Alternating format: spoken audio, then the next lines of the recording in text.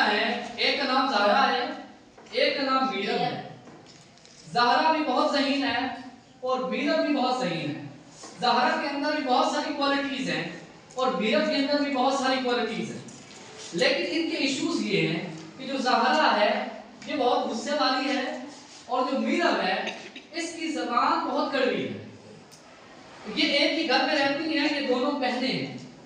लेकिन इनके घर में रहने का तरीका क्या है कि एक रूम में एक रहती है और दूसरे रूम में दूसरी रहती है, मतलब ये अलग अलग रूम में रहती है।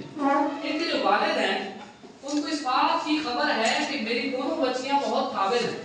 दोनों बच्चियां बहुत ज़हीन हैं और दोनों बच्चियां बहुत कुछ कर सकती हैं,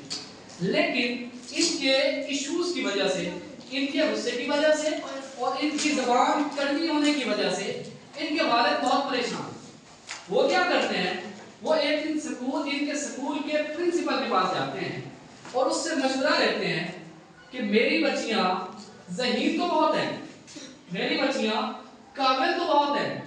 लेकिन इनके इश्यूज हैं कि एक के अंदर गुस्सा बहुत है, दूसरी ज़बान की कड़वी है,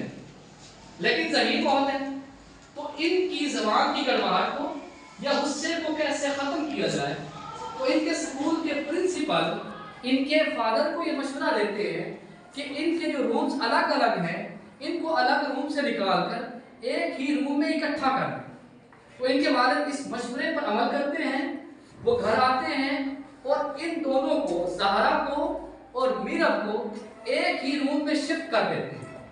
कुछ अरसे के लिए ये वहाँ रहती हैं और कुछ अरसे के बाद इनके वालिद ये नोट करते हैं कि जो ज़हरा है इसका गुस्सा कम होने लग गया है और जो मीरम है इसकी जो ज़बान की कड़वाहट थी वो ख़त्म होने लग गई, वो कम होने लग गई। तो बच्चों अब ये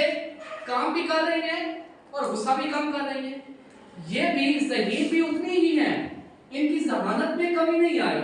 लेकिन इनकी जो ज़बान की कड़वाहट थी वो भी ख़त्म हो गई है और ये एक नई पर्सनैलिटीज़ के साथ अब जिंदगी गुजारना शुरू कर रही हैं। तो अगर अब इस स्टोरी से मैं अगर आपसे क्वेश्चन पूछूं कि ज़हरा जो है एसिड और बेस के लिहाज से अगर इसको कैटेगराइज करना हो तो ज़हरा एसिड होगी या बेस होगी? और मीरम जिसकी ज़बान की कड़वाहट थी इकट्ठा रहने से पहले वो क्या एसिड होगी या बेस होगी? और जब हम इन दोनों को मिलाएंगे इसकी ज़बान, इसका गुस्सा खत्म होगा और मीरम की ज़बान की कड़वाहट खत्म होगी और इनके काम भी उसी तरह से जारी रहेंगे और इनकी एबिलिटीज और इनकी जो ज़मानत है वो भी बरकरार रहेगी। तो इनको दोनों को एक ही रूम में इकट्ठा करने के बाद जब इनकी पर्सनैलिटीज अच्छी हो जाएगी तो जो नई चीज़ बनेगी उसको क्या कहेंगे हम?